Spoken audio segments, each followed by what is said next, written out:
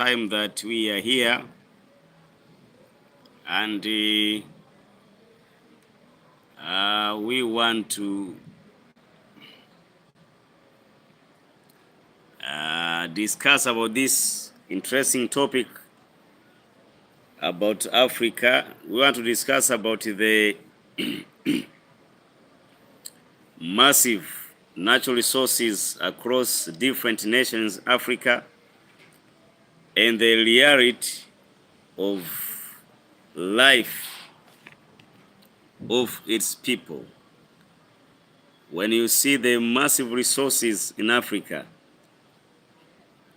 do they equal the reality of life in Africa?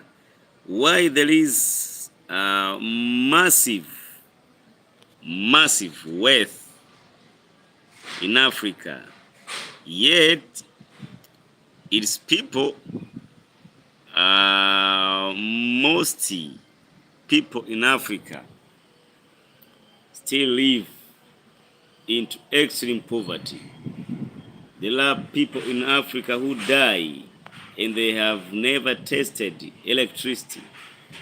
They have never tasted clean and pure waters.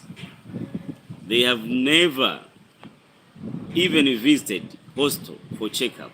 So why should life on? But amidst this chaos, many leaders in many African continent nations, you will hear them saying we have massive natural resources, and sometimes they claim that other nations are jealous of what. This is a narrative that is in many places in Africa. So we want now to discuss, we want to see, we want to engage ourselves. We want to discuss about this matter, this topic, that the claim of many leaders in Africa of natural resource. Is it true that the natural resources in Africa is benefiting its people, or it is just a political capital for incompetent leaders, for corrupt leaders, and for these leaders who have failed for all these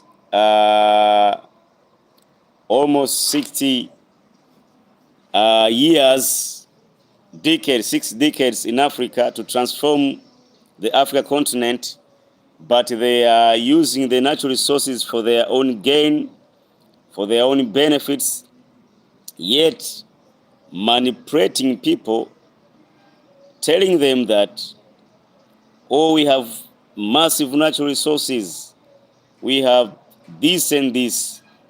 And sometimes when they are criticized, the constructive criticism on how they treat their citizens, sometimes these leaders tend to use this card of natural resources, that, oh, they are jealous of us because of natural resources. They want to come and steal our natural resources. But for sure, if you look, are these resources benefiting a normal citizen in Africa? So when you look at the reality of life in Africa and the massive natural resources, if you look at different nations in Africa, you find almost in every nation in Africa continent, there is massive natural resources. But the reality of life between these natural resources and how people live, how infrastructures are in Africa, how individual life in Africa, that our kids sometimes they fail to attend basic schools here in Africa, that we cannot manage to have running water, clean water. Some people in Africa have died. They have even never tasted electricity. They have never ever used electricity. There are people who die. They have never ever visited the hospital. So what is a problem that we have failed to change the life here in Africa for these 6 decades? Many nations in Africa have, or they gained independence. It is now 50 to 60 years, but still the life in Africa, our streets, the young population of Africa, how you see they are working, doing these vendor businesses, some of them in border, in transportation. So why it is? So we want to discuss, and I will welcome you, and we would like to hear your views and your comments. What is your view? Do you think that the natural resources in Africa is benefiting its citizen, or this call of natural resources in Africa, gold, diamond, oil, other precious stones and gums, do it reflect the life of a normal citizen in South Africa, in Zimbabwe, in Tanzania, in Kenya, in Congo, in Nigeria, in Angola, in Libya, in Mali, in Burkina Faso? Does this thing we boast, that we have natural resources, we have massive land, we have gold, we have diamonds, we have different wild beasts, game reserves, we have massive land, we have oceans, we have other natural resources in Africa, we have fresh air.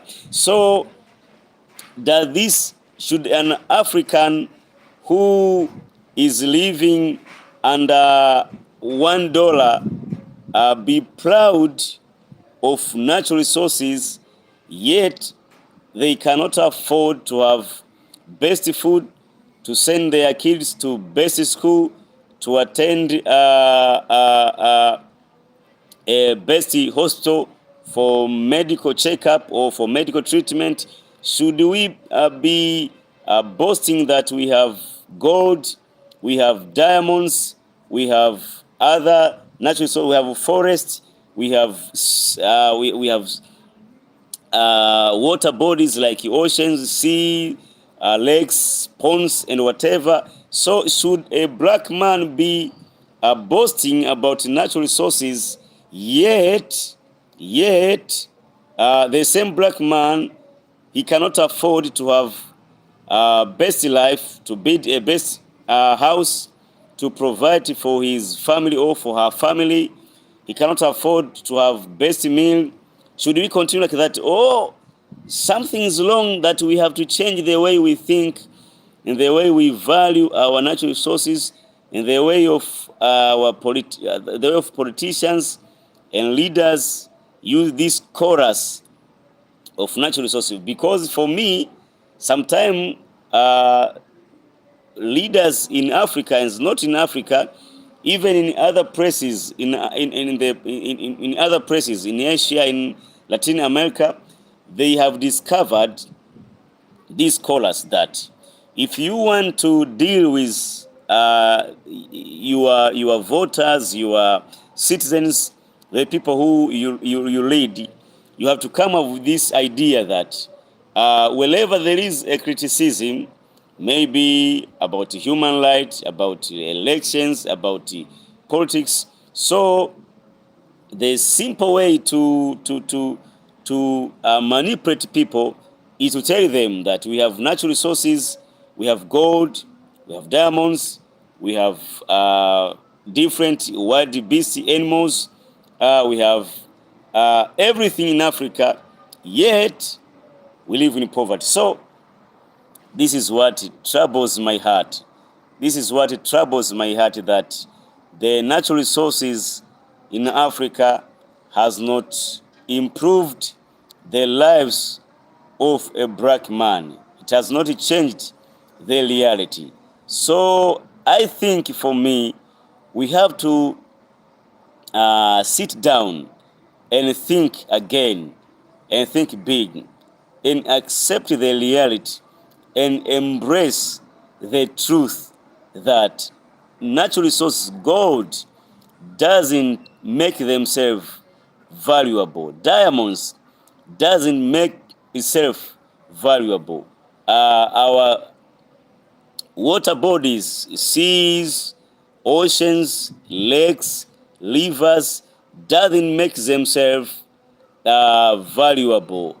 All the natural resources, if you look worldwide, most nations with massive land, with massive natural resources, they are not leading in best life in the world. For example, if I can give you, if you try to follow up nations with massive natural resources, massive land like Russia, if you compare Russia with South Korea, if you compare Russia with South Korea or with America, Russia is a leader, is a richest nation in the world in terms of natural resources. If you try to look at the data, maybe by IMF or World Bank, the wealth of Russia in natural resources stands at least at 75 trillion US dollars. 75 trillion US dollars. But in reality, the GDP of Russia stands as two something. If you compare Russia and Switzerland, or you compare Russia with England, or you compare Russia with South Korea and Russia, its GDP is in a same place. They differ as very slight, a very minimal difference between Russia and South Korea. If you look, South Korea is a nation that was established, was birthed after the war. It was divided. And if you look well, North Korea is best. It took a better land, a better area than North Korea. But in few decades, North Korea has managed to be a well-developed nation, again, a industrialized nation that can punch above its weight. So if you compare Russia, its natural resources and the land, if you compare Russia with United States of America, the one state, single state of Texas is more wealthier than the GDP of Texas is bigger than Russia. Russia is like a continent. Russia is bigger in size, almost twice of the US. Again, in natural resources, United States of America stands at least at 40 something, 45 or 44 USD trillion dollars. So in Africa, if we will not change the way we view wealth, the way we understand wealth, it will not help us. even in 2,000 years to come, if Jesus tarries, for those who believe in Jesus, even for those who don't believe, if we don't change how we create wealth. Once I was reading the book by a Zimbabwean billionaire based in UK, Strive Masiyiwa. The title of the book is How to Build a $1 billion Business in Africa from Scratch. And he was defining wealth. And Strive Masiyiwa says that he met a Japanese who made him angry. A Japanese was mocking him that in Africa you have massive resources, you have gold, you have diamond, but in Japan we don't have those kind of natural resources, but we have a brain. We have a brain. We have a brain. And Strive Masiyiwa said that he felt like insulted. He felt like offended. He felt like mistreated by his Japanese friend. But later he thought about a new model of wealth creation.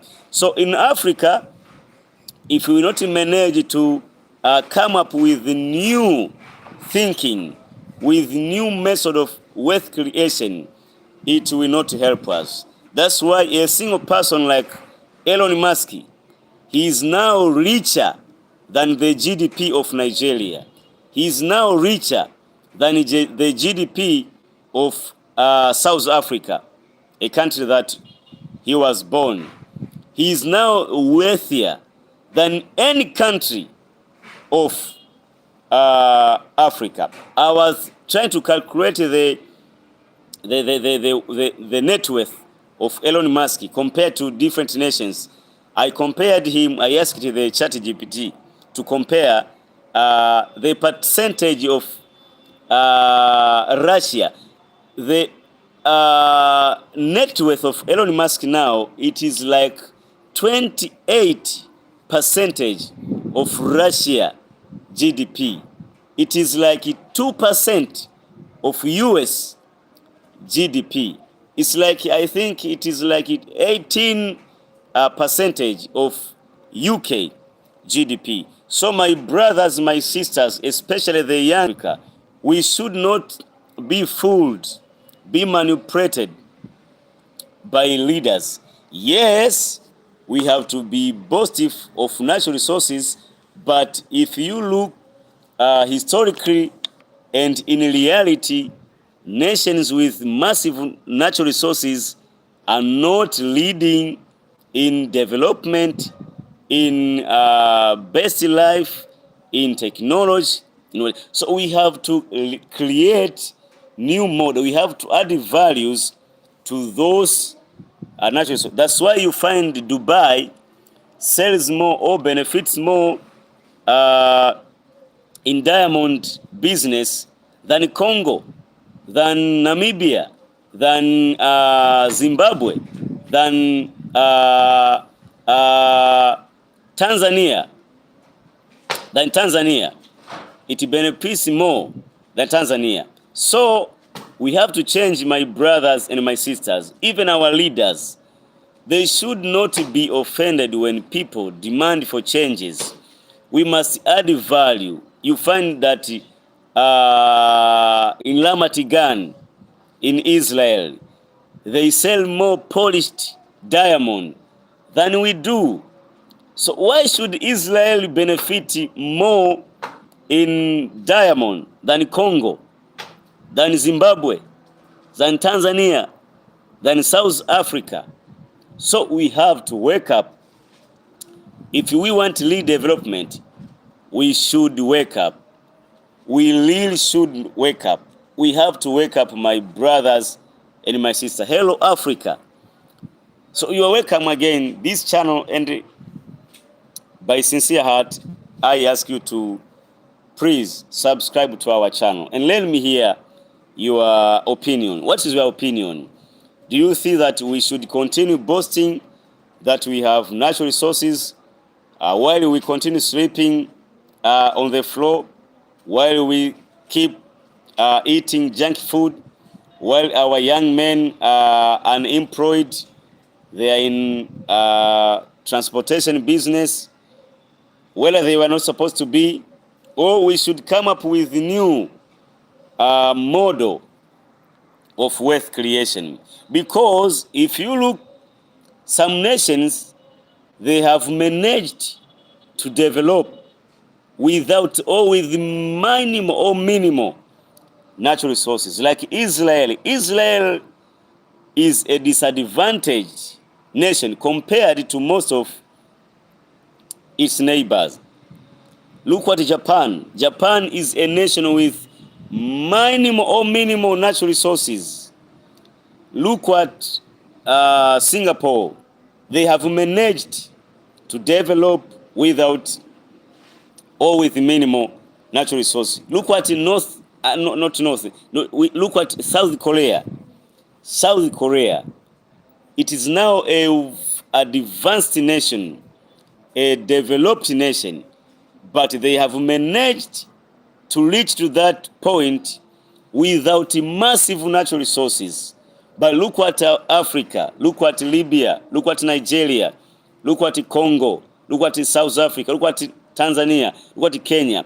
In every place in Africa you go, you find potential, you find advantage, you find land, you find natural resources, you find, and much more.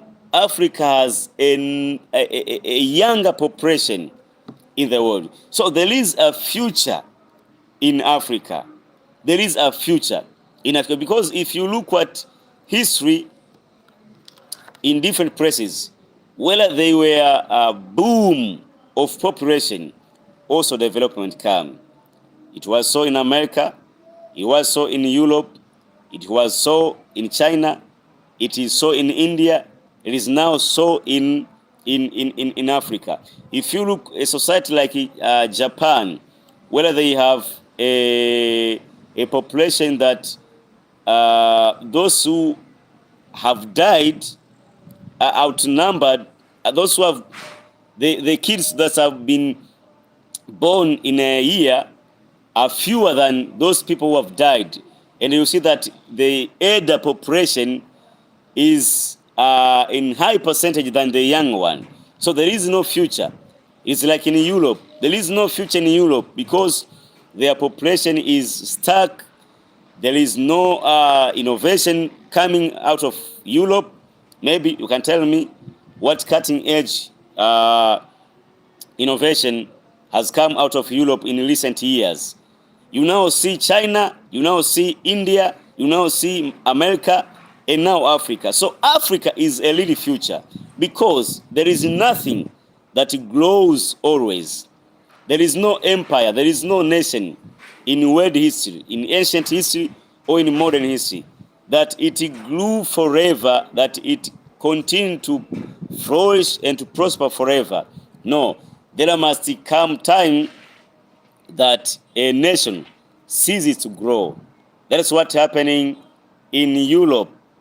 There is now no future. That's why they are depending on immigrants to their population.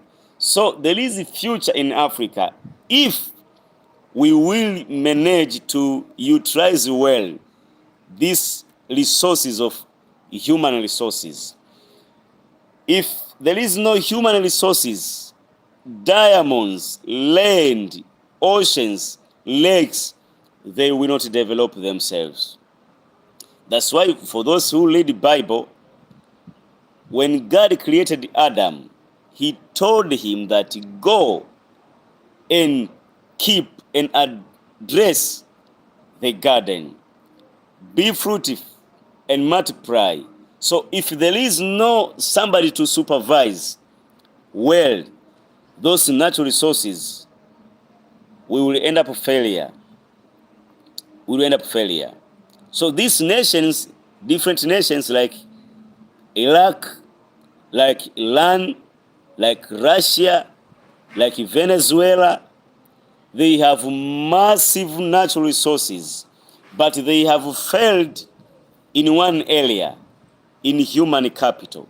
So we say always that there are at least 4 main resources.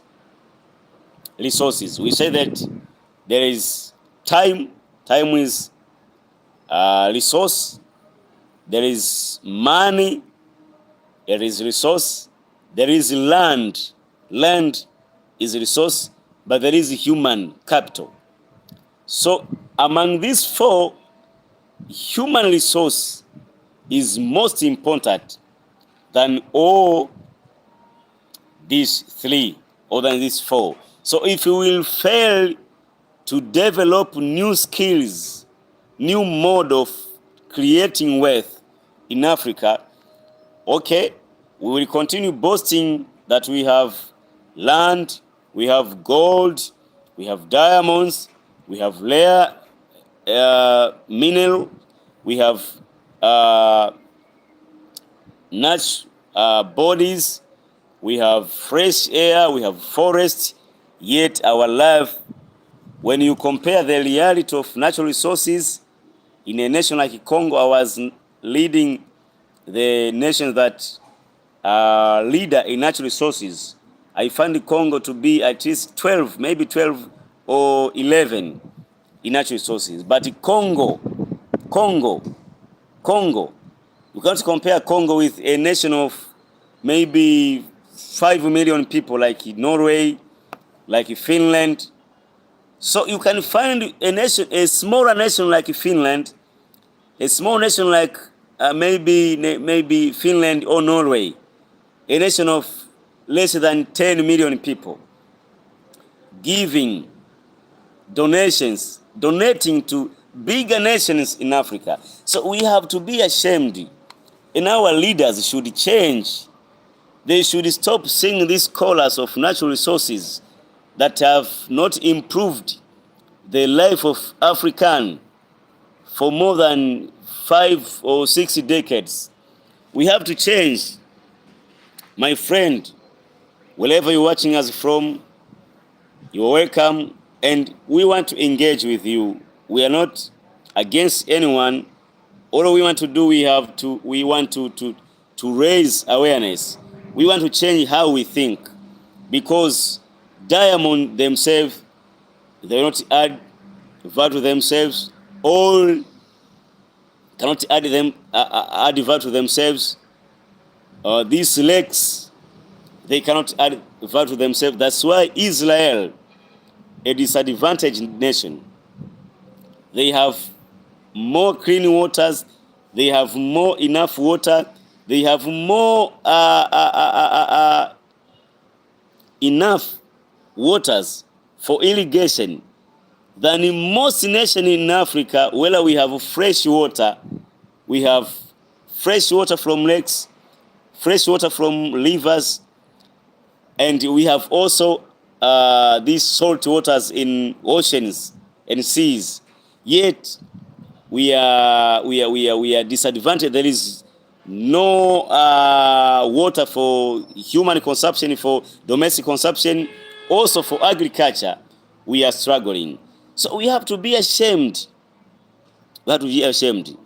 I was listening to a renowned preacher from Nigeria, Bishop David Oyedepo, and he was saying that he met a Jew one day, and that man told him that in Africa you have resources under the ground, gold, oil, water, and other precious stones and gums and whatever, name them. But he told him that in Israel, our resources are in the skull, in the head, in the brain. So my friend, we have to change. We have to change. We have to change. That's why you find a single company like Apple or Nvidia. Nvidia, I was watching this the last year in 2025. Nvidia was worth $4 trillion US dollars. It reached even 5, I think, $5 trillion. Nvidia, a single company that was established by 3 people. So a single company is more wealthier in GDP than 24 African nations combined. If you look at the GDP of the whole Africa continent, it stands at 3 something US trillion US dollars. Now NVIDIA is 4. I think this in the gigantic, the powerhouse companies in America, they call themselves Magnificent Seven. NVIDIA, Apple, Tesla, Amazon, Google. So if a single company like NVIDIA, like Apple, like Tesla, like Google, it can surpass the GDP of a whole continent like Africa, of a continent of 1.4 billion people, is surpassed in net worth or in GDP by a single company that was established maybe in 70s or in 80s or in early 2000s. We should be ashamed in the world. We have to change, my brothers. We have to change, my brothers. We have to change, my brothers. If we want to change, we have to change. We must too. If we want to change the life of our people, if we want to enjoy these natural resources, we must add value to them. And my friend, try to make a follow-up. If you look at the list of the richest people in the world,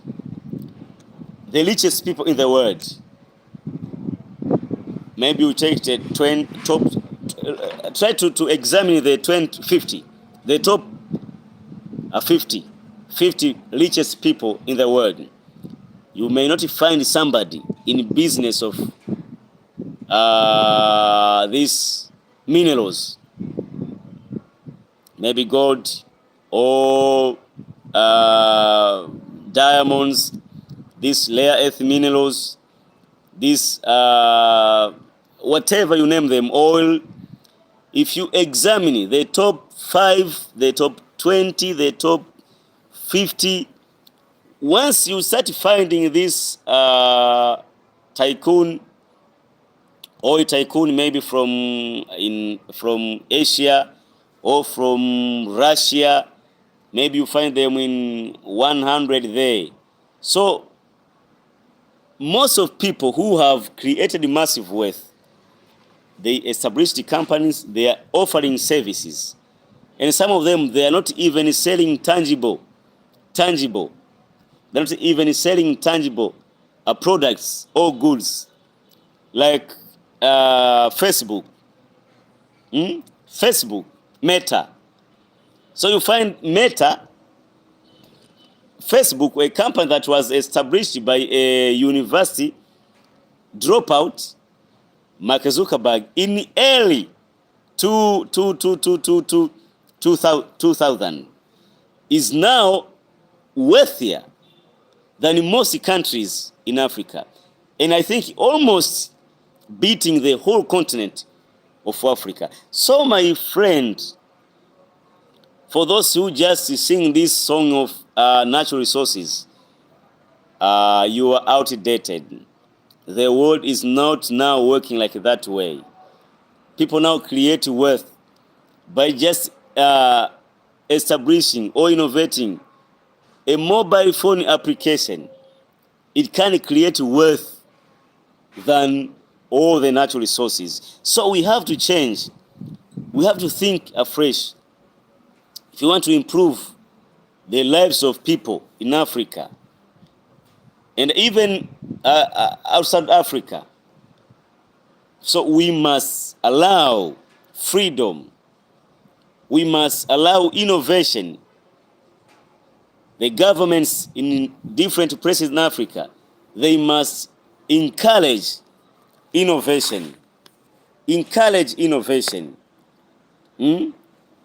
Allocate funds to fund these young generation startups. Fund them, help them like what China did. China did. These Chinese companies, they receive subsidies. They are being subsidized by the Chinese government. They are being funded, being protected. But sometimes in different places in Africa, this thing we call easy to do business is very difficult. There is bureaucracy. Once you want to register a company, there is a long way to go for you to be accepted. Sometimes corruption, sometimes you find irresponsible leader, those who don't care. So we have to change. Natural resources, my brothers. People will continue dying without medication. People will continue dying. Some of people in Africa, they have even never tasted electricity. They just hear about electricity. 30 years of independence, 40 years, 50 years, 60 years. We have not even managed to connect our nations with best infrastructure. So what I want to say that,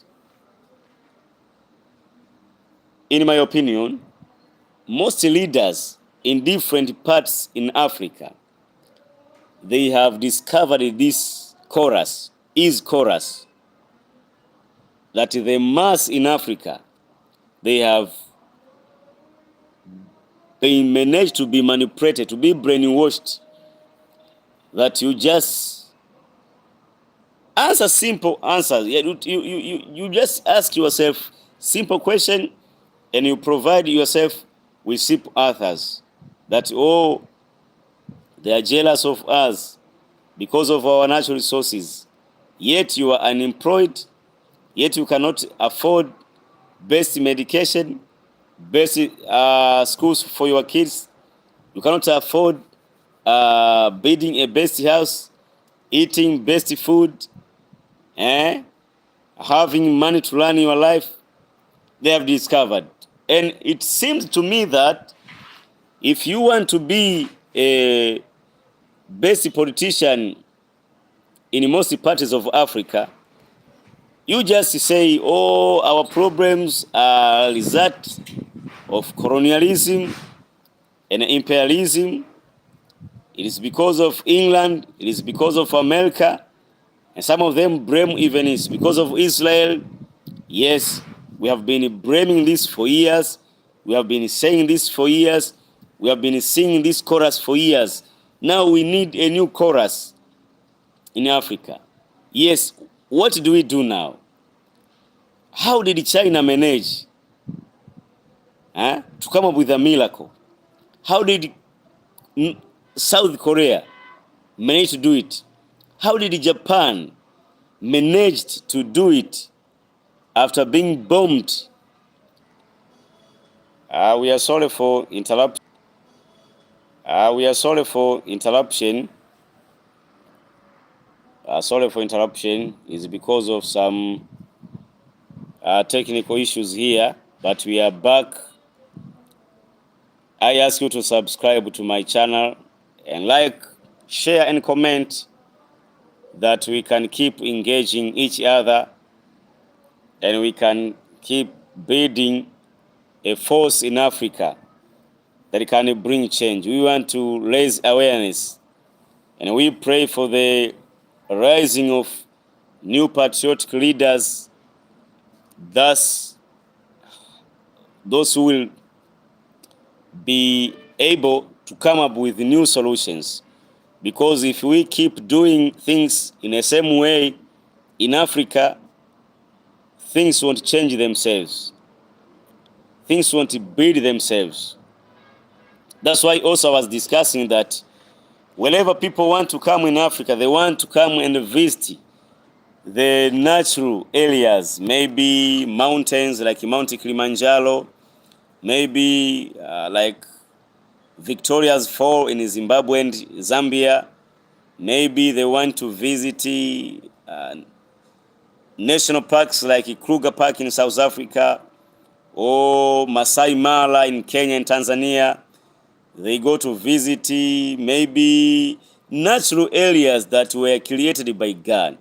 But for when we want to go in Europe or other parts of the world, we want to see the man-made areas, the Eiffel Towers, the Big Ben, the China Bridge, the Statue of Freedom in America. And these man-made places, they attract more peoples, more tourists than natural resources. So we should end up these narratives. For sure, we should protect our natural resources, but if our natural resources are going to benefit Africa and its people, first of all, our leaders should be patriotic. They should not enter into agreements and contracts that hurt us, but for the benefit of few. But again, we have to change the way we value, the way we see our natural resources. We should add value to them. We should add value to them. But if we continue selling these low materials, you sell them to the Israelis, to the Qataris, and they go and add value to them and sell them in higher value and prices in world markets. So our natural resources will not benefit us.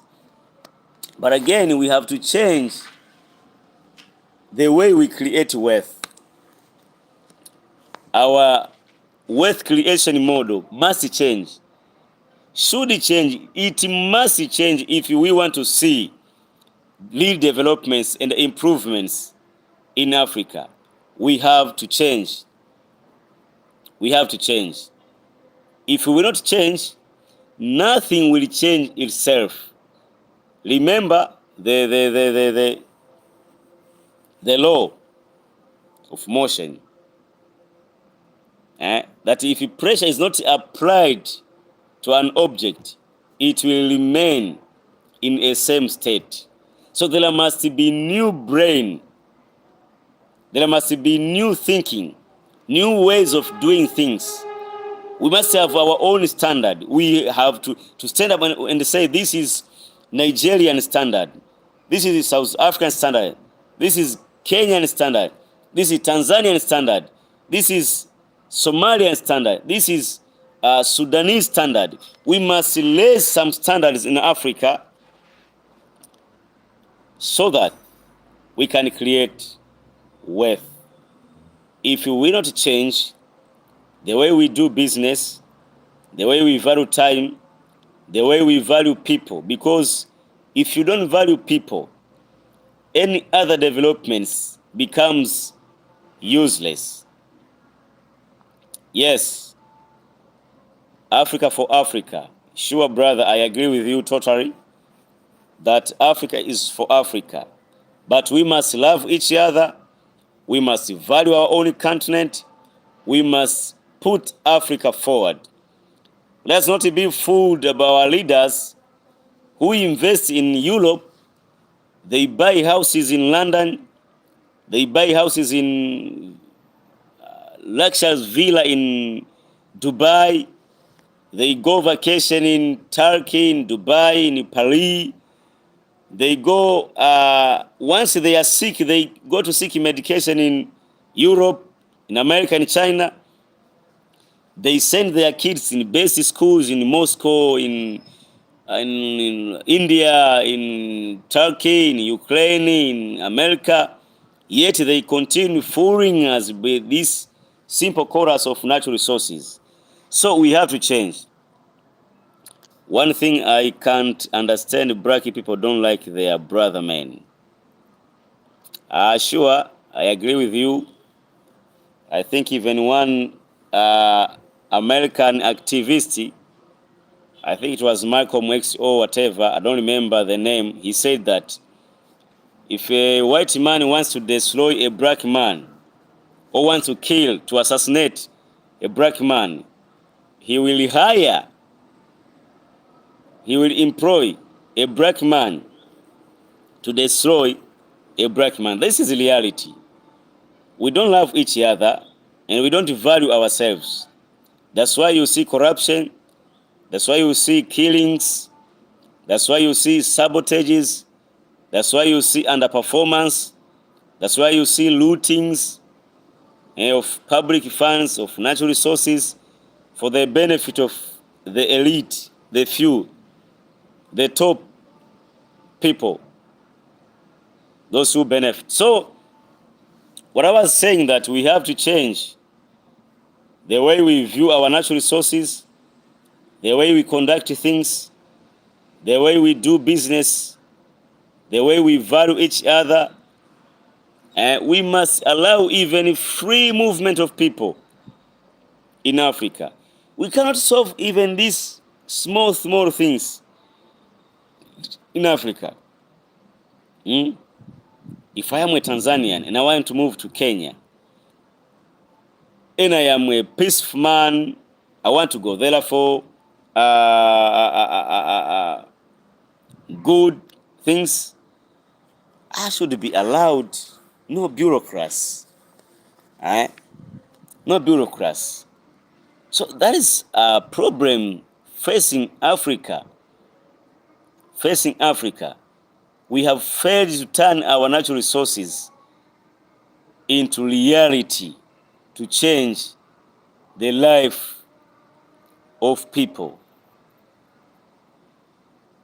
And Africans in abroad can't speak out because of money and better life. And that is a disaster of a black man. Thank you, brother, for raising this issue. We don't want to bid that we can be remembered. This is one thing affecting. Thank you for raising this issue.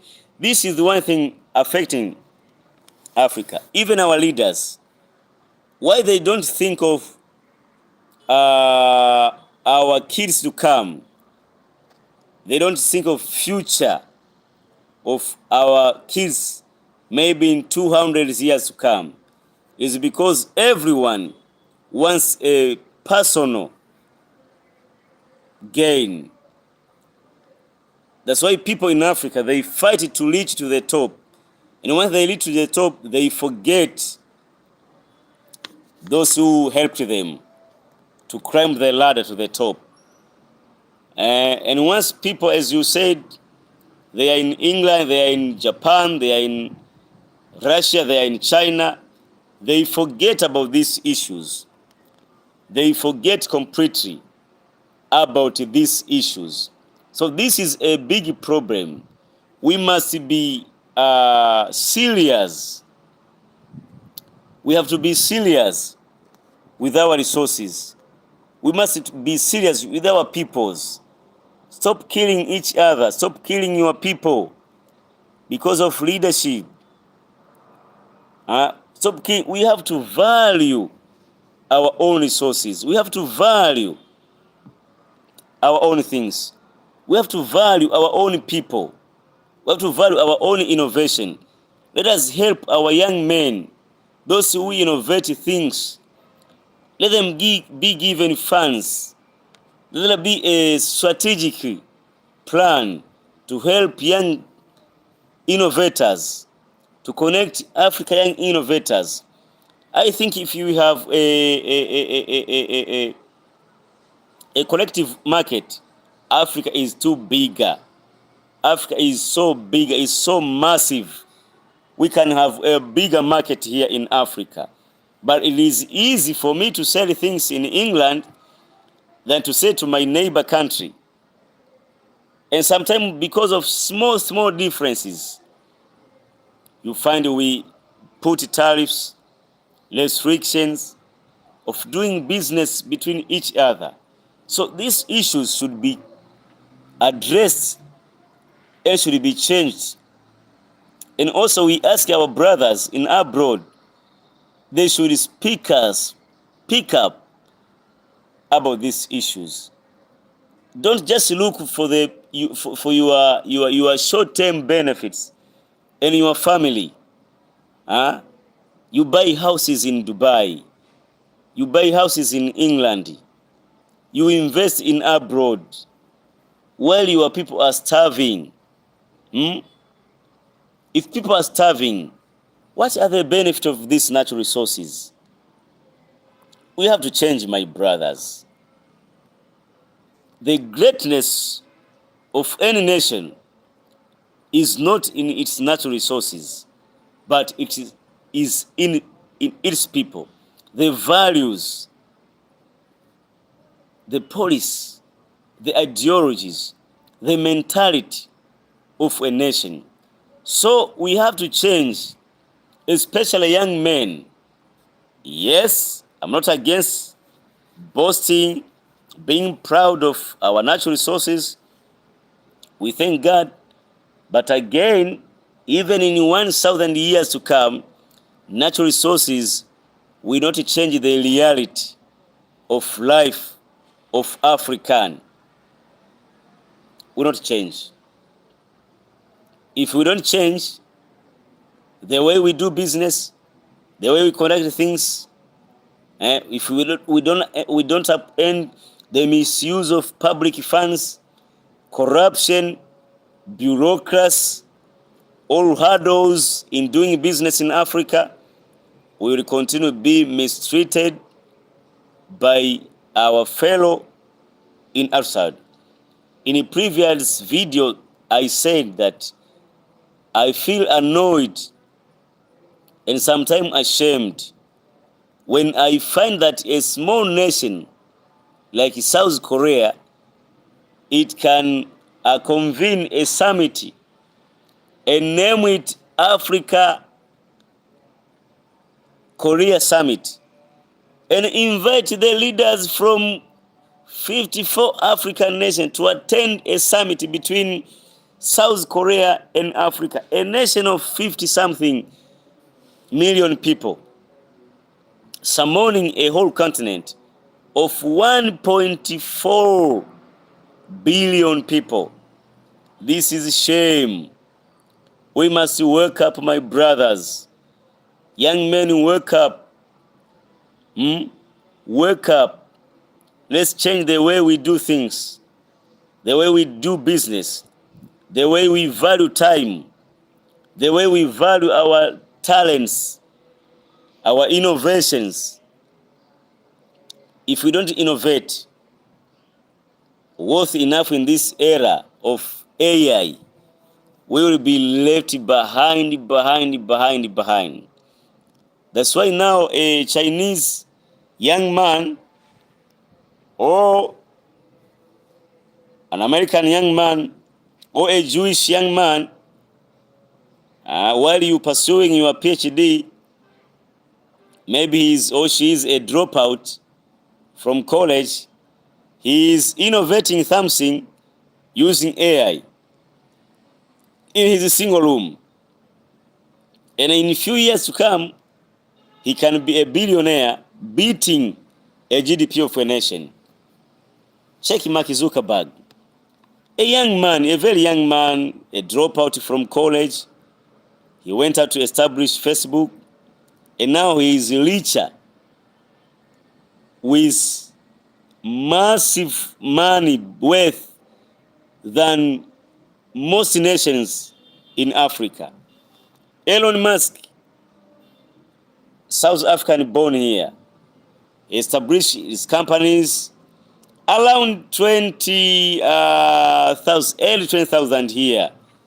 He is now worthier than the GDP of Nigeria, the GDP of Egypt, the GDP of South Africa, a richest nation in Africa. Imagine a single person with a GDP that amasses to 80 to 28%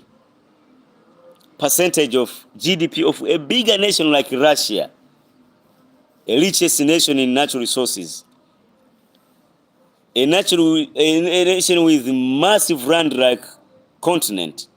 So my friend, you're welcome. And we want to engage with you. Thank you for those who are commenting. Thank you for your like. Thank you for your subscription. As doing so, you're helping us to reach more people. And I urge you to invite more people. We want to have a bigger and a loyal. We want to establish a conversation and a movement in Africa of young men and young leaders who try to think differently, how to create wealth, especially in this era of artificial intelligence. There is now a young Chinese. There is now a young Jewish man. There is now a young American. There is now a young South Korean. While you pursuing education, while you singing natural resource, he is establishing a company. And maybe in a few years to come, he will be richer than your nation. So if our natural resources are essential for our development, why now a single person or a single company like Nvidia is more wealthier than Nigeria? Imagine the wealth, the natural resources, the massive natural resources of South Africa. A nation with almost everything, but it is beaten by its citizen, Elon Musk. Elon Musk is richer than the whole South Africa, than the GDP of South Africa. So my brother, my sister, wherever you're watching me from, whether in Kenya, whether in Ethiopia, whether in Somalia, Africa is one. You're welcome. I ask you to subscribe, to comment, to share, and tell people that we want to establish a movement in Africa of people who think differently. We want to innovate new wealth creation model. How we create wealth, how we define wealth. Wealth is not in natural resources. If natural resources were a source of wealth, nations like Venezuela, nations like Iran, nations like Iraq, nations like Russia would be leading in development and good life. But now the nations that we want to immigrate to, smaller nations like Sweden, imagine a nation like Netherlands, Dutch. Netherlands exports more agricultural products. I think it's second to America. Where is the land? Where are they cultivating? Imagine Israel exports more fruits in Europe, maybe than South Africa, than Congo. Where are they doing that? How have they managed to do that? So brain. If we don't change how we think, how we value ourselves, if we don't change the way our political systems, accountability, responsibility, transparency, good governance, good politics, Africa is doomed to fail. Years with years will pass, desperation and poverty will continue, and we will continue with that campaign that some nations are too wealthier. We have to compete. I always say that I must be able to compete with a British man, with an American man, with a Chinese, with a Japanese. You must be able to compete no matter what the environment, no matter what the circumstances. Try to do best. Try to do best. Try to do best. That's why there are people more productive, developed in Somalia than people in America. So this is my call across Africa. This is a voice that want to advocate for change, that want to advocate for new thinking, new wealth creation model, especially in era of technology, in era of artificial intelligence, in era of social media. You can create wealth even by using social media. How to create wealth is now use more brain, work smart than working hard. That's why people like IShowSpeed, he is now a multi-millionaire by just using YouTube. A platform like YouTube that was established, I think, in 2004, has created more millionaires than gold, than diamonds in Africa. As I said earlier, even if you look at the richest people in the world, most of them are not in the business of minerals, maybe diamond, gold, or whatever. I'm sorry. They are not in that business. They are in simple business. They are in simple businesses. Some of them are not even selling. They are not selling the tangible goods. You can now establish a mobile phone application and you beat somebody who is in diverse, my God, I forget that word. Sorry. Diversified business. This is English, my friend. So we have to change the way we think of wealth. You can now be a billionaire by just creating videos in social medias. Imagine the founder of TikTok is now a billionaire. He's now a billionaire. Why? By just establishing TikTok.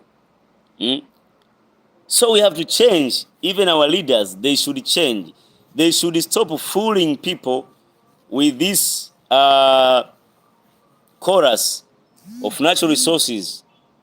They should stop fooling people with this chorus of natural resources. And you also don't buy in this manipulation. Natural resources in Africa has managed to benefit just a few people. Those who have access. The politicians, some evil businessmen, the deep state, and their friends and their families. But natural resources doesn't equal development. So Africa, rise. Africa, wake up. Wake up, Africa. It is your time. This is your time. This is your time. This is our time. This is time for Africa. We have a younger generation. What made China richer, it was also its population. The population is advantage. The population of China, it forced many companies to move their production to China because of cheap production cost. So it is said that something that can be produced in England or in Germany or in America, maybe for $100, it can be produced for $10 in China. That's why you cannot beat China in production. China is now fighting to surpass America. It has now beaten the European. Europe cannot do anything to China now. So Africa, wake up, wake up. This is our turn. It has been time for Europe, it has been for America, for China. It is now the time for Africa. It is now time for Africa. But it will not happen naturally.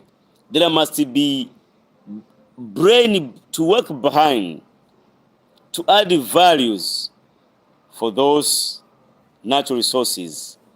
And even if we don't engage natural resources, we must improve some things in Africa: infrastructures, internet penetration, connectivity. And you find sometime in Africa, this policy, this communist mindset. I am sick with communist nations and socialism. I'm sorry if you believe in that, but I don't believe in communism, because communism is too suspicious for everything. You find a company like Starlink, it want to establish connectivity in your nation, but our leaders are too fearful, are too cautious. They want people to remain in darkness so that they can control them. So if we continue with this kind of mindset, it won't reach us anywhere. We have to change. The world has changed, my brothers.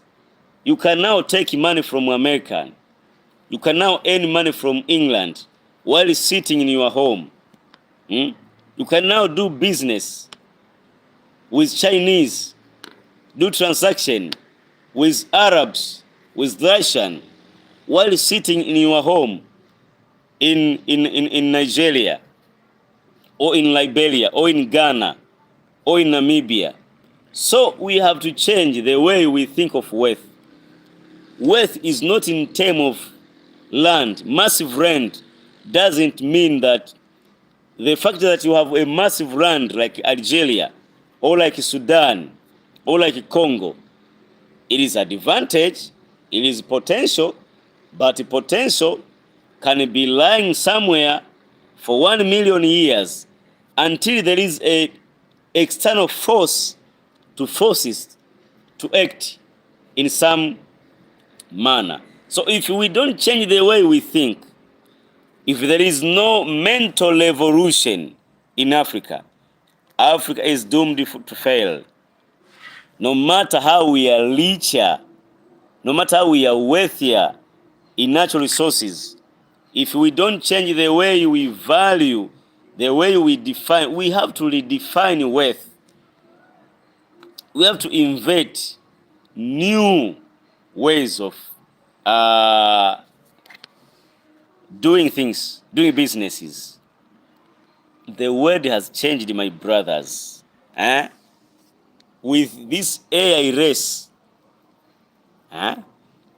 people are racing to establish human settlement in other planets. While in us, we have not managed even to connect city from cities, nation from nations. People are very far. While you're thinking of industrial revolution, people are far better, far, very, very far than industrial revolution. So we have to forget about this industrial revolution. We are now in information technology and in AI revolution, artificial intelligence revolution. So if you have massive land, why can't we produce more food? We cannot even feed ourselves.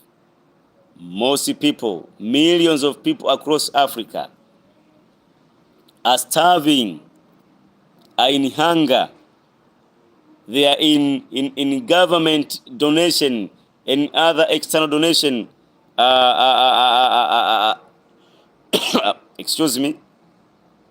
They are in list of government, NGOs, any other international organization that provide food. So it is shame. It is a shame It is very, very much shame for you to say you have a massive land, you have natural resources, yet you cannot even manage to feed your own population. Why should a black man, an African, die in hunger, by hunger? Why should a black man starve? You claim you have land, yet the Israelis, they cannot starve. You cannot find a Jewish man die of hunger. No. But they have no massive land to cultivate, yet they cultivate enough food until they export in billions of man. Try to search, my friend who watching me. Try to look the agricultural export of Israel. How the Dutch, Netherlands export second to US. So why should Netherlands export more fruits, more food, more agricultural product than country like South Africa, than Tanzania, than Zimbabwe? Zimbabwe, my friend, beautiful Zimbabwe. Beautiful Zimbabwe. Why should Israel export more agricultural product than Zimbabwe? Oh my God, Zimbabwe, Zimbabwe, Zimbabwe. The land of Mugabe. Brothers, my friend, my fellow African, it is time to wake up from slumber. Rise, Africa. Rise and shine. But we have to change the way we create wealth, the way we value wealth, the way we define. There must be new definitions of wealth. There must be new definition. There must be. Failure to do so, I promise you, you can predict success. Dr. Myles Munroe used to say that success is predictable. Also, failure is predictable. First of all, there must be willing from our leaders to change. If you have leaders who spend their life in abroad, who they have their own houses in Paris, in London, in Dubai, in New York, if you have leaders like this, those who send their kids to best universities, those who went to just a regular checkup in Paris, and you clapping for them, and you are already protecting them, and even dying for them, what do you hope?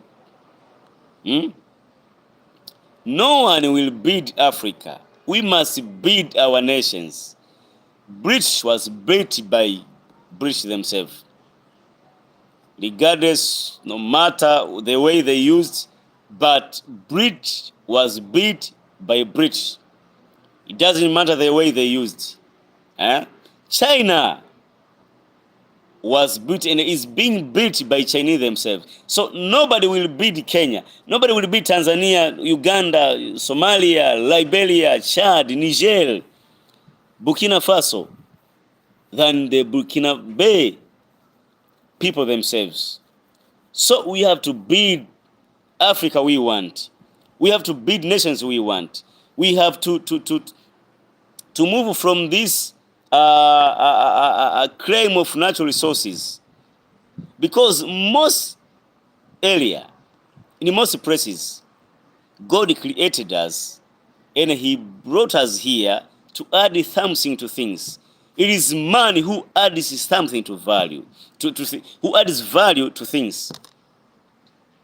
If you have a Lamborghini parked somewhere that nobody can drive with, that Lamborghini, in few months, it will not look the same like that Lamborghini that is being taken care or used by a person. So it is human being who adds value to people. So in Africa, if this ideology will not sink in, that a person is more important, that a single person is more important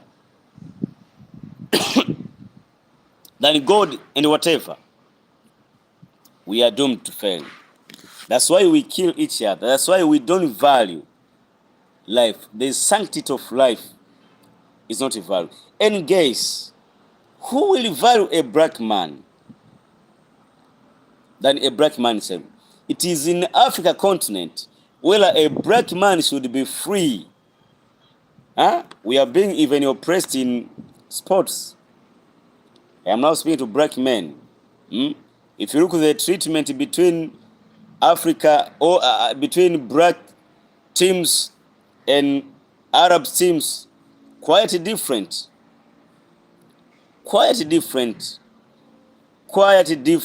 treatment. White Arab teams are being treated differently. So my friend, a black man is not leading even in his own continent. Let's wake up. Let's wake up. Let's wake up. You have power to establish a company, just do it. As Nike said, just do it. You have an idea to do something, just do it. From that idea, you can create empire. You can build massive wealth for your own benefit, for your people, and for your nation. That is how nation grew up. If we don't establish companies, if we don't compete with Chinese, with Japanese, with Korean, with Jews, with American, with British, with French, with German, we are doomed to fail. We are doomed to fail. Our natural resources won't get us anywhere. We ain't going anywhere if we don't develop human resource capital. If we don't empower our people, we sabotage each other, we destroy each other, we hate each other, we steal our own money, we enter into poor, bad contract to benefit very few people, the elite society, the politicians. Then there is no hope for Africa. There is no hope for Africa. There is no hope for Africa. I believe there is nobody outside you who can stop you from achieving your goals. So, for whatever reason we like to say, we just want cheap answers. Cheap answers will not get us anywhere. Because politicians, they are still singing the colonial song. If you look in history, almost every nation has been under colonialism. The British, once Britain was a very pure, a peasant area, while Roman was a bigger empire. So colonialism, slavery, even in the Bible, you find it. The Jews, how the Jews have managed to build their respective in their respected nation in just 70 years. So if we don't build our nations and value our own people, no one will value us. No one will value us. So let us imitate some nation. A small nation like Israel have managed to beat a respected state, a respected nation, for the benefit of Jewish people. My friend, I urge you to subscribe to our channel. I urge you to like. Please like and share it and invite more people. We want to establish a platform for conversation across Africa. We want to reach different people in Africa and diaspora. Our diasporas, just try to help us. You have exposure there. You have some techniques. You have some ideologies. You have access to best technology in the world. So if you are in America, you are in the UK, try to use your skill. And sometimes the problem, even our leaders, they are too suspicious. In Africa, in most areas, we cannot even allow this dual citizenship because of fear. Why do we fear? If you're a poor man, if you're a poor man, do you have anything to lose? We must use all options. While nations, developed nations, that they should worry, they are allowing even people who were born in other countries to contest in the elections, and they win. Imagine this is Zohran Mamdam, an Indian, a Muslim, born in Uganda. He is now a mayor of New York. So why are we too fearful? Why are we too fearful? So sometimes even these diasporas, once they want to invest in Africa, they want to export the expertise and the knowledge and skills that they have acquired there, they are being sabotaged. They are being put to a long list of bureaucrats until they give up. So leaders, change. Let's change our attitude. Let's change the way we think.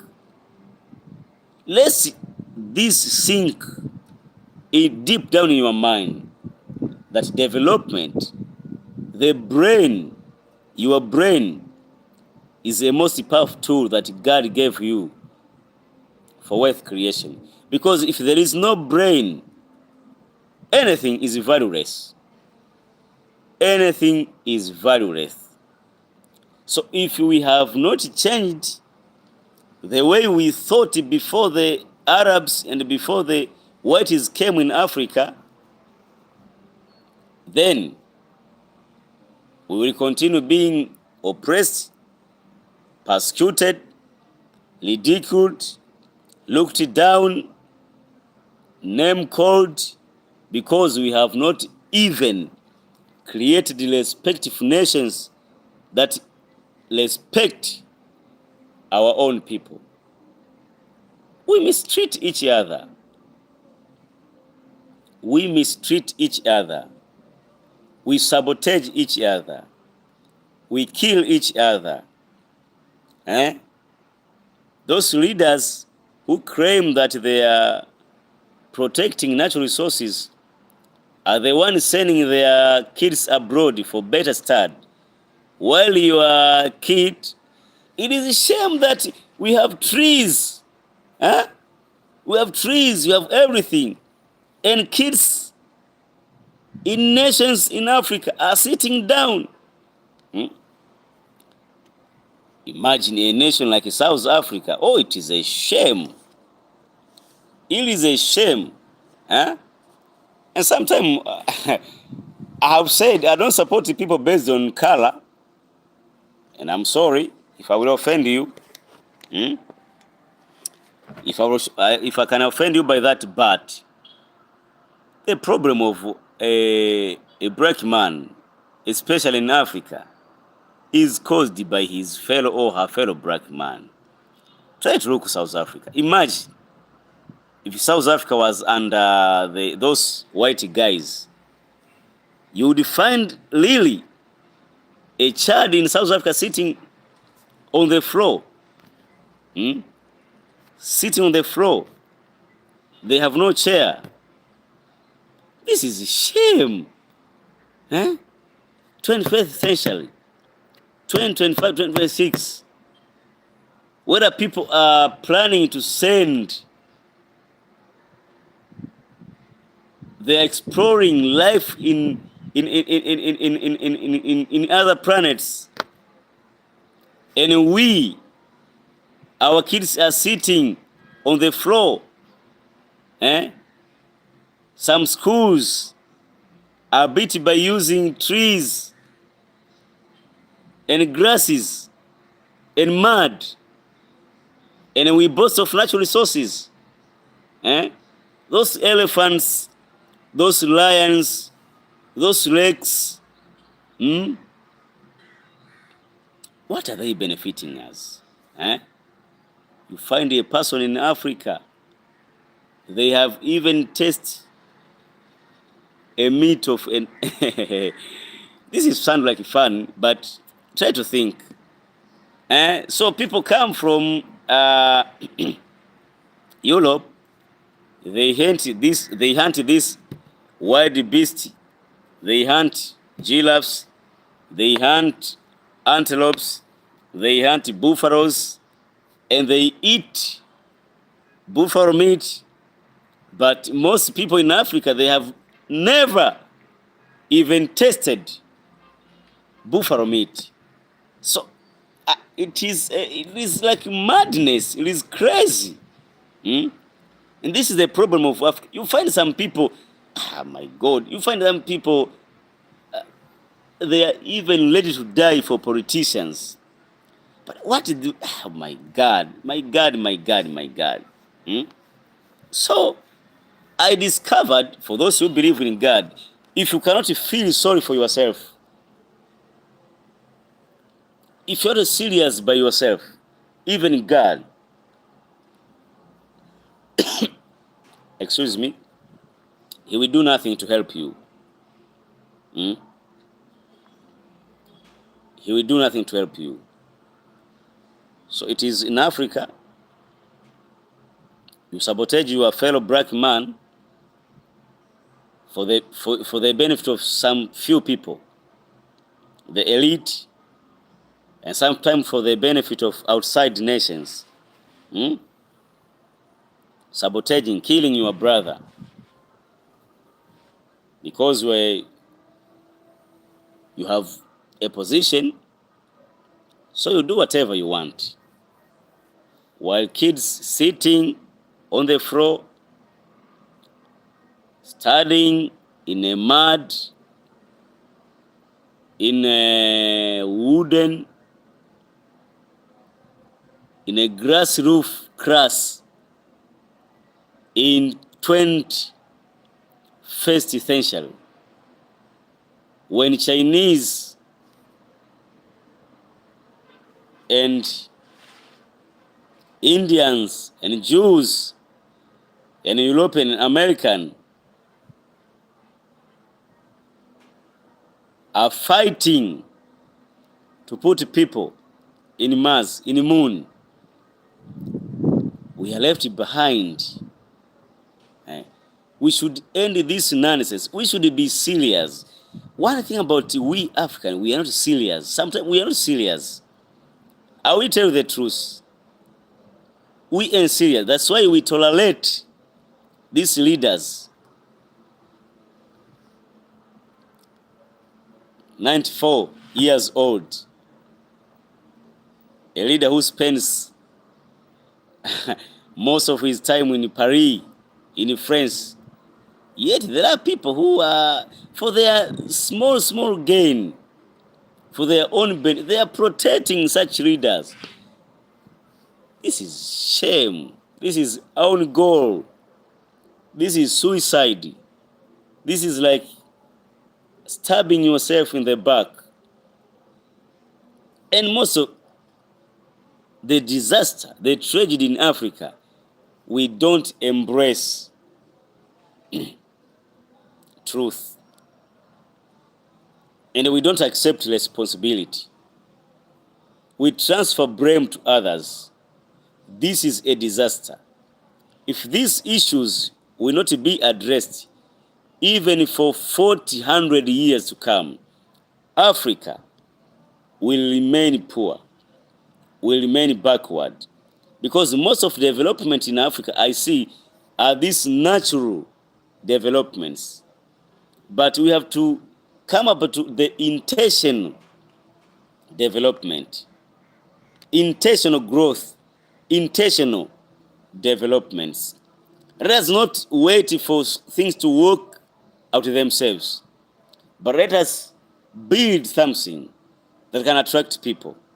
I said earlier, when tourists come to Africa, they come to see these natural areas like Kilimanjaro. But if you compare people who visit Eiffel Tower and those who visit Mount Kilimanjaro to me is more attractive and more important than Eiffel Tower.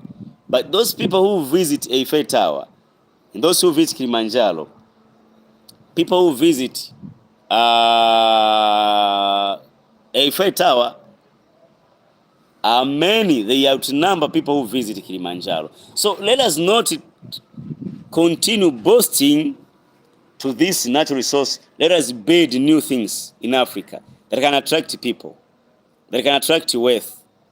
That can attract wealth. Imagine people who go to Dubai. Imagine people who go to Dubai nowadays. It is now nations like Saudi Arabia, Saudi, they have discovered that natural resources only sometimes, soon or later, it will diminish. They are now diversifying the economy. They are now building the massive project in Saudi. They are building massive projects, skyscrapers, cities, resorts. They are changing the way they create wealth. They are changing the model of their wealth creation. So, in Africa, things that we should do, first of all, we should stop this nonsense, fighting wars. We should stop them. We must ensure rights of people, justice, and peace for all people, because you cannot build without peace. Peace, for those who read this Bible, and I think Africa, most of us, we are Christians, the black men and Christians. Oh, the black man has is so serious in me. So if you look, King David and King Solomon, King David was not allowed to build a temple because he was a man of war. But his son Solomon was allowed to build a temple because he was a man of peace. He was a peace king. So without peace, you cannot develop. There is no development without, you cannot build without peace. You build a hospital and somebody comes and bombs it. You build a massive bridge and the war elapses. Civil wars. Imagine Sudan.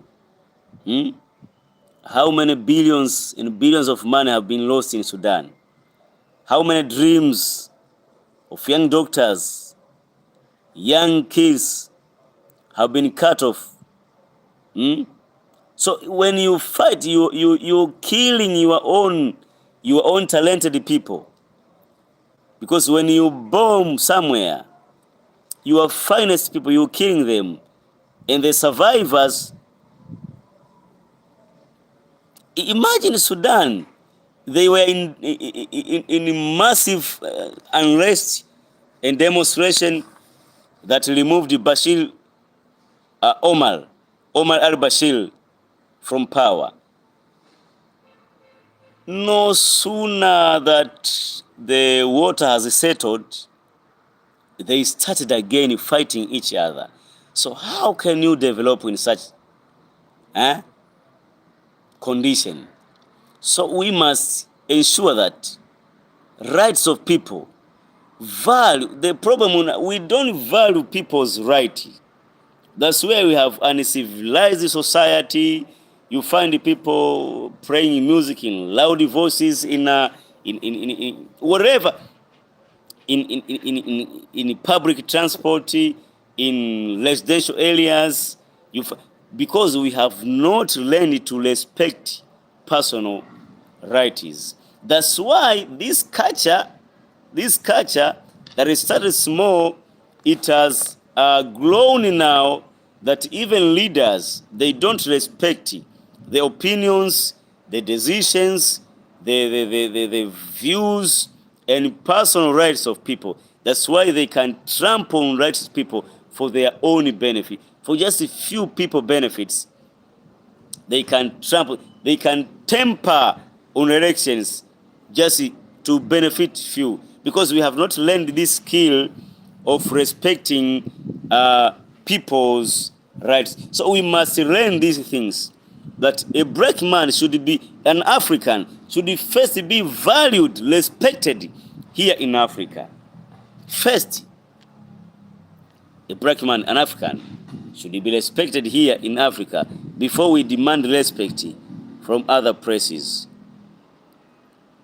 Why do we judge the racist fans in England, in Spain, while here in Africa, black teams are mistreated? Mr. Motsepe, try to look at this. Why so? Because we have not learned to respect people's right. So if we will learn this skill of respecting others' opinions. When you allow freedom, when you allow different opinions, you find different ways of solving people. But if you want all people in your nation to think in a similar way, you find just one ways of doing things. That's why America is powerful, because it has allowed people to be who they are. So people in Africa, they should be allowed to pursue their own dreams as long as they don't harm somebody's rights. These skills should be developed in Africa. We must learn to value, to respect others' opinions. When you allow different opinions, different ways of thinking, when you allow that, you find that's why innovation starts. If me and you, we are thinking in the same way, so in different problems, we will approach them in a similar way, and we will achieve similar results. That is a condition of Africa. That is why it is easy to sing these chorus of colonialism, natural resources. Oh, they are jealous of us.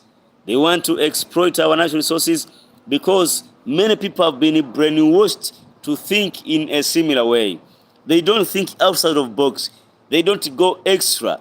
They don't try to think that if these leaders are telling us that they have improved healthcare systems, why don't they go to those hospitals for medication? So we have to think. We have to think. Why a minister of education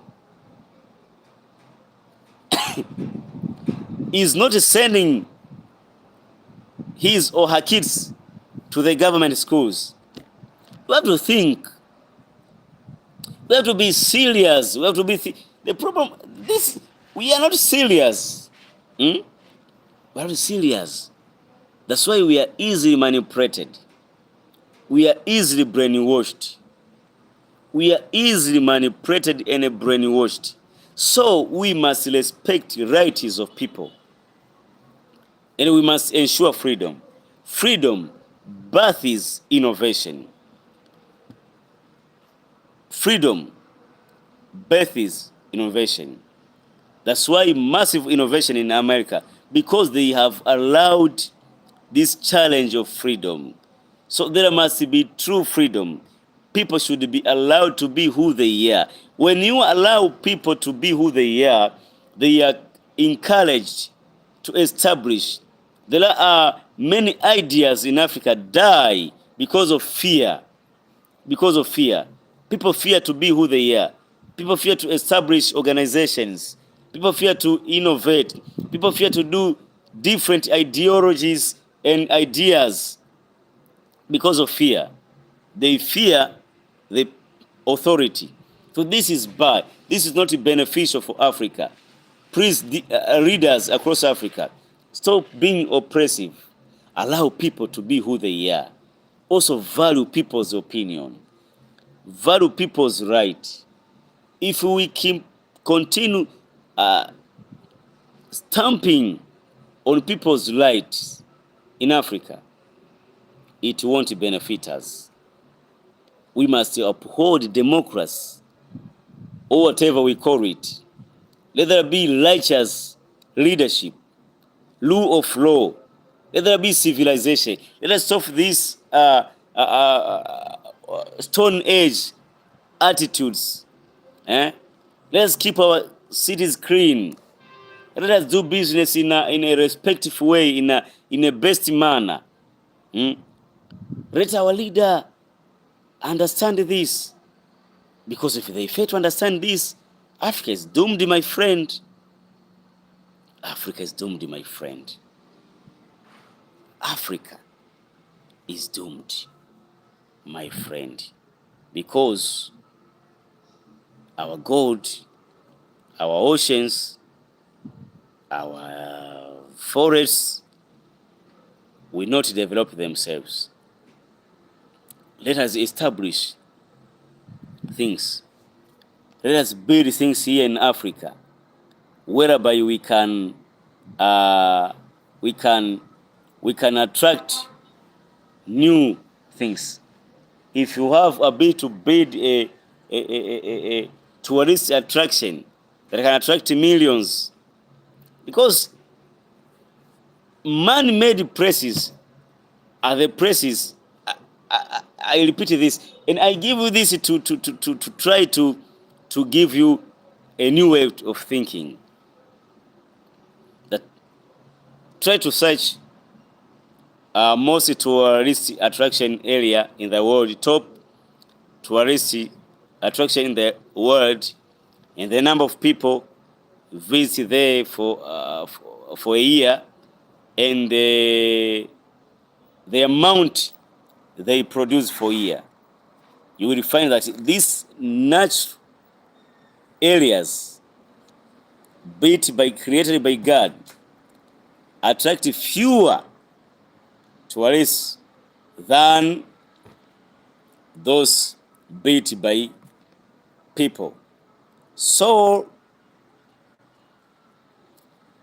respect for human rights in Africa, respect for different views.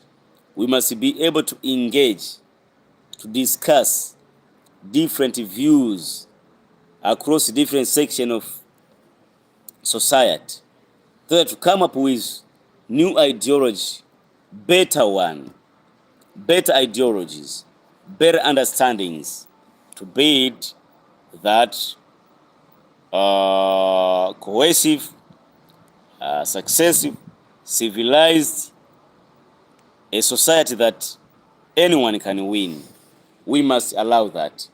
When we continue building societies, I'm sorry for a while, if we continue building societies that for you to succeed, you must be somebody's kid, or somebody in a system, then we are doomed to fail. Let us build the society nations, so the free society like America. It will take years to defeat America, because they have built a free society that attracts people from all over the world.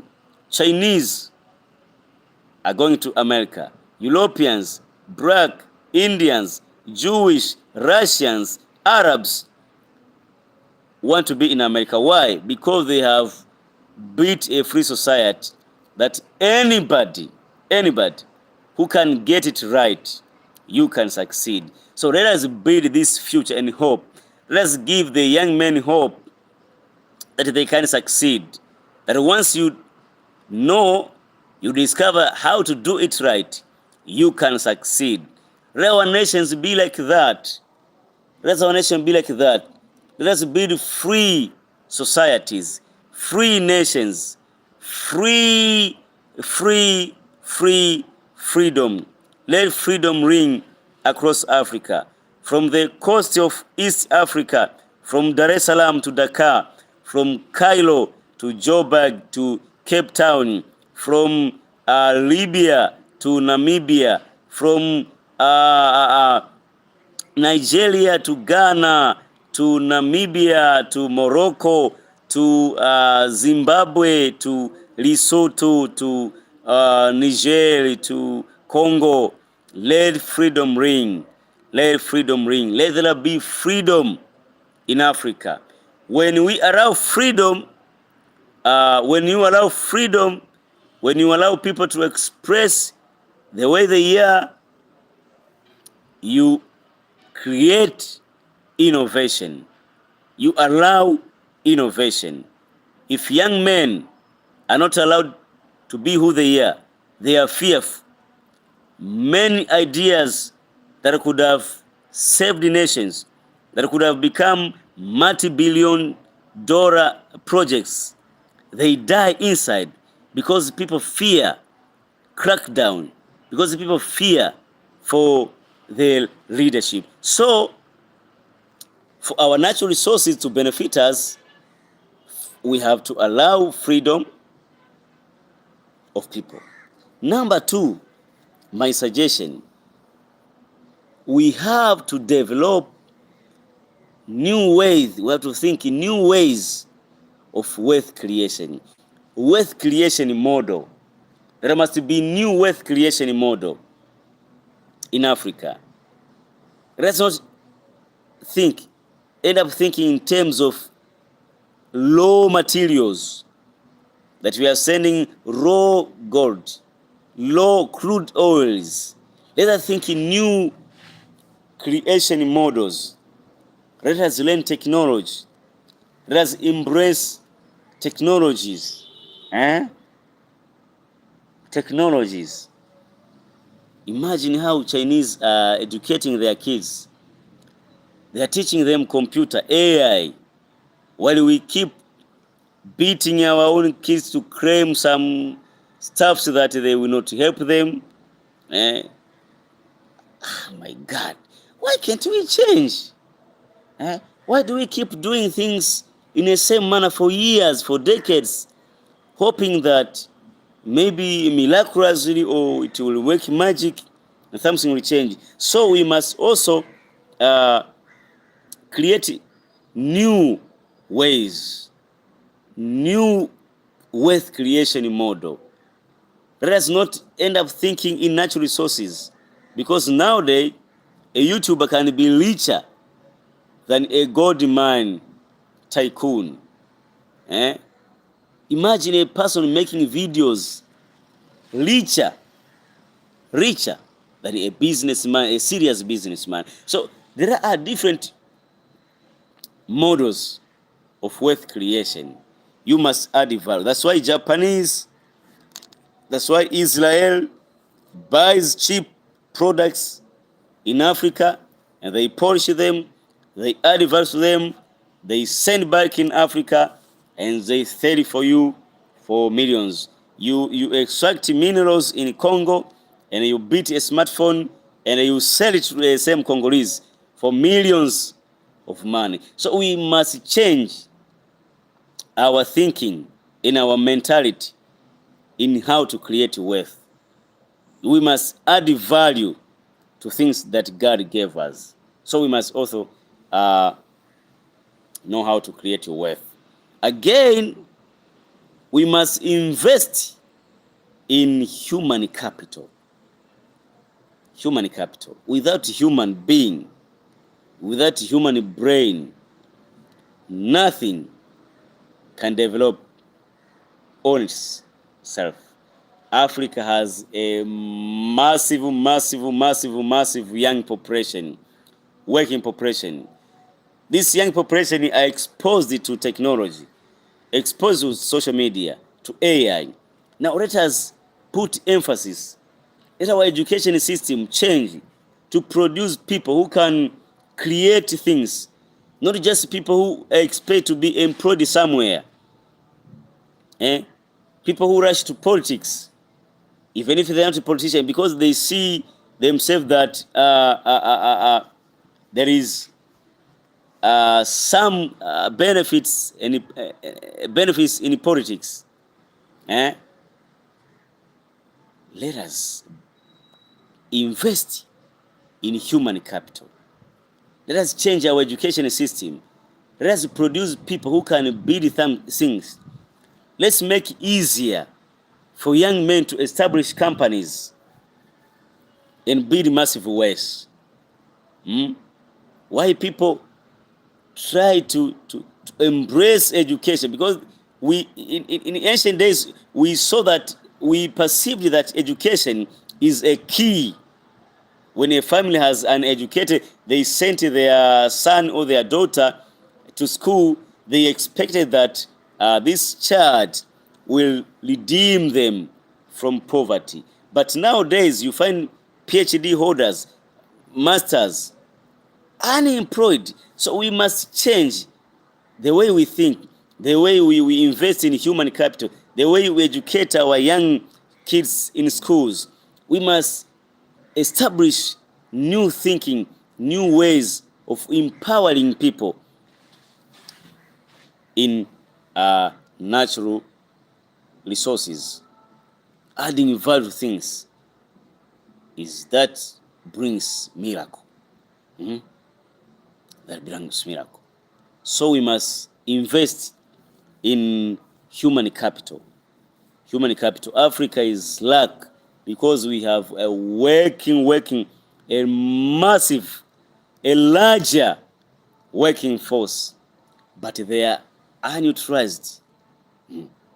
That's why, I don't know, in your country, you see potential young men, very potential, young men with potential young men are in betting. Can a nation develop by betting? No. When betting becomes a strategic work of your young population, then that nation is in danger. And most of young men also are in this transportation business by using motorcycles, three-wheel motorcycles, or known as Bajaj in some nations, this border or motorcycle. Young men are in business like that, vendors. But these vendors, they could become Jack Ma of your nation. They can become Dangote. So let us help. Let us invest in human capital. Let's not people rush to be doctors because they see that they can get job. That's why we produce fake doctors, because you find artists going to be doctors, policemen going to be doctors. Why? Because their parents are pushing them, or they sit them and say, what are you going to pursue in higher education? Oh, I'm going to pursue, I think I want to be engineer, or I want to be a lawyer, or I want to be a teacher, or I want to be a doctor. Why? Because it is easy to get employment because you are a doctor. So you find some people who claim themselves to be doctors without any passion for patients, without any compassion, without any passion.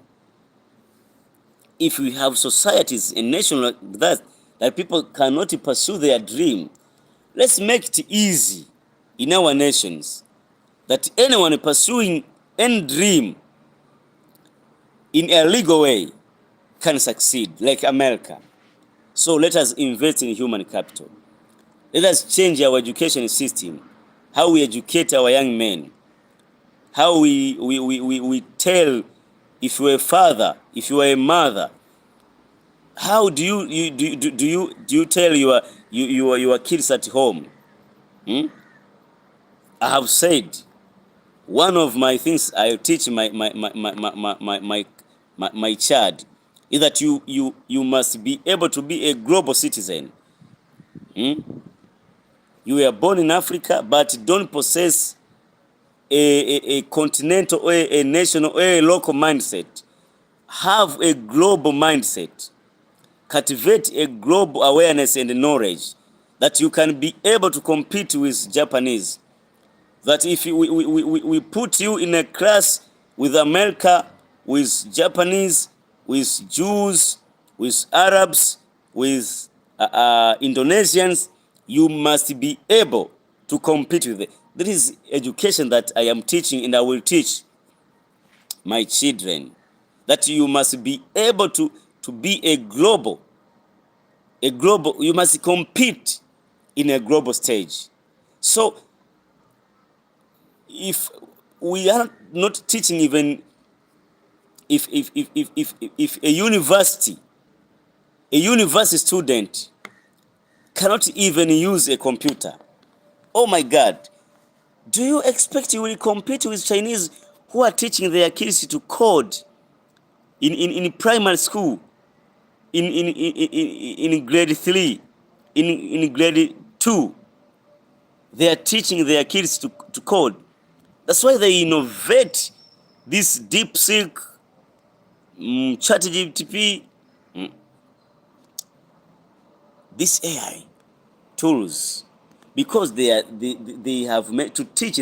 They are teaching them values, but we will keep teaching them about history of so and so, of Shaka Zulu, of history of King so and so, history of King Charles, so and so, so and so.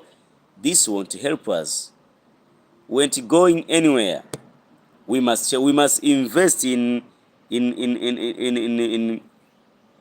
what again?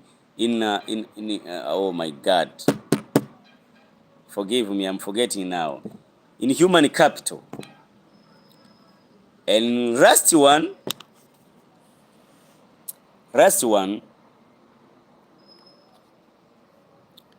we have to be serious.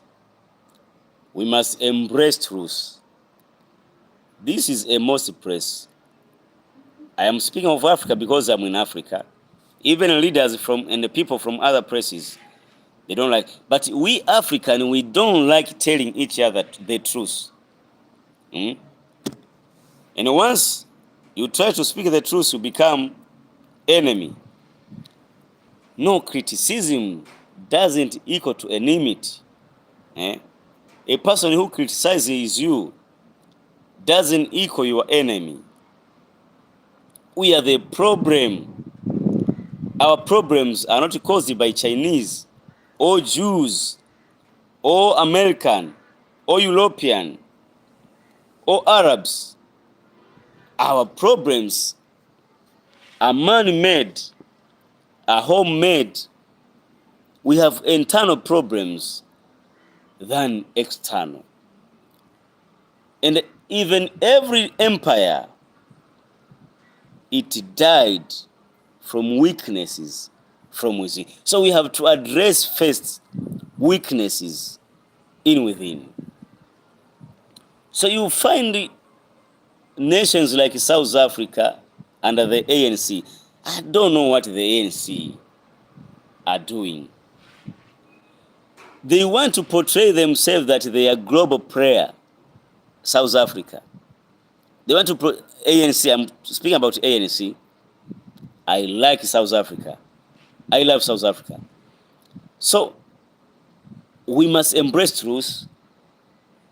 We must be able to tell ourselves truth first before we cross border, before we cross continent. So you find this ANC. ANC it is easy for them to take the South African to ICJ. It is easy to see South Africa and the ANC defending Venezuela because it has been attacked by America. The same ANC, you cannot see them, or you see them layering, trying to improve things here in Africa. What have they done about Sudan? Sudan war. About Congo, where Rwanda is accused of helping the rebels who have killed thousands and hundreds of people in Congo. So we must embrace truth that our problems are not results necessarily, are not necessarily the result of whiteys. Because, take an example, you're a father, you have a wife, you have kids, and other people in your house. You're treating them well, you're giving them well, you're giving them everything. Why should you worry about your neighbor and your far neighbor, that he can come and manipulate your people? No. Most of the time we mistreat each other. That's why people are easy to listen to outside help, because we meet. So we must solve our own problem. We must be able, until African nations will be able to tell each other truth, the candid truth, engage in candid conversation, that you, Rwanda, stop this. This is not right. You, Sudan, stop this. This is not right. So we expect the Europeans, the Americans, to tell us what to do, to tell us what's wrong and what's not wrong. Why can't we do it ourselves?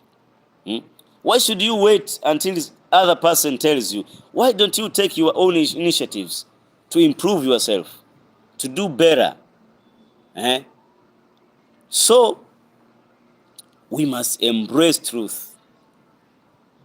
In areas we are not doing well, let us accept the hurtful truth, even if it's hurting us.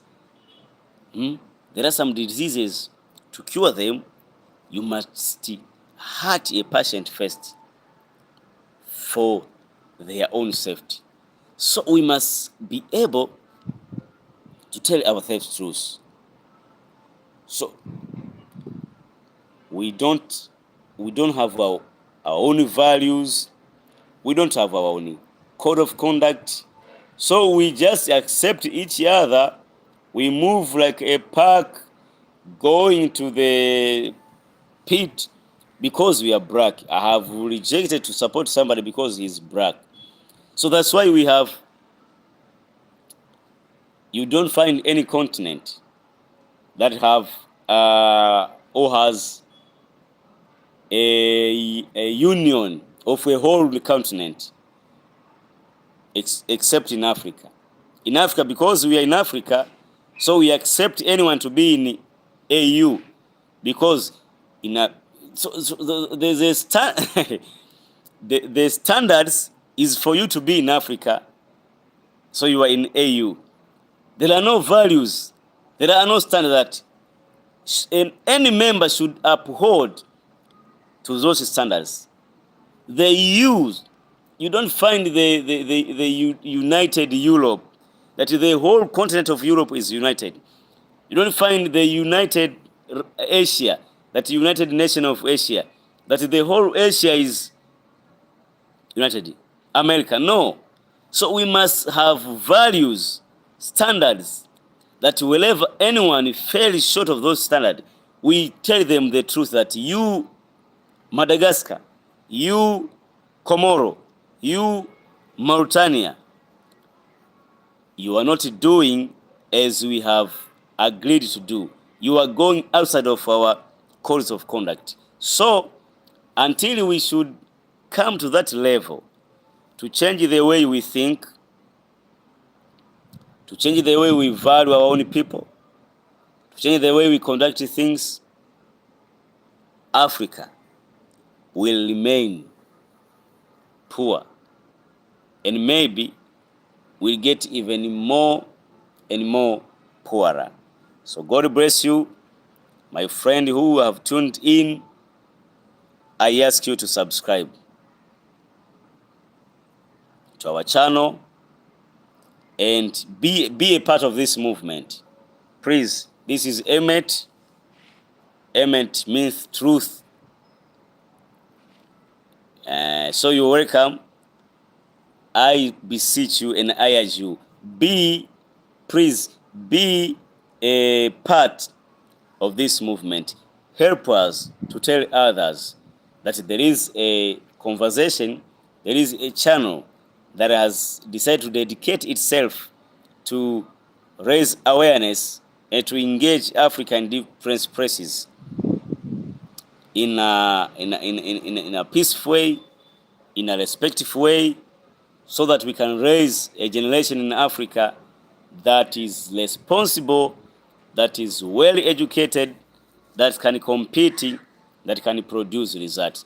So God bless you, my friend, who have tuned in.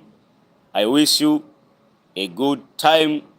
Until next time, tomorrow, by God's grace, we will be here again.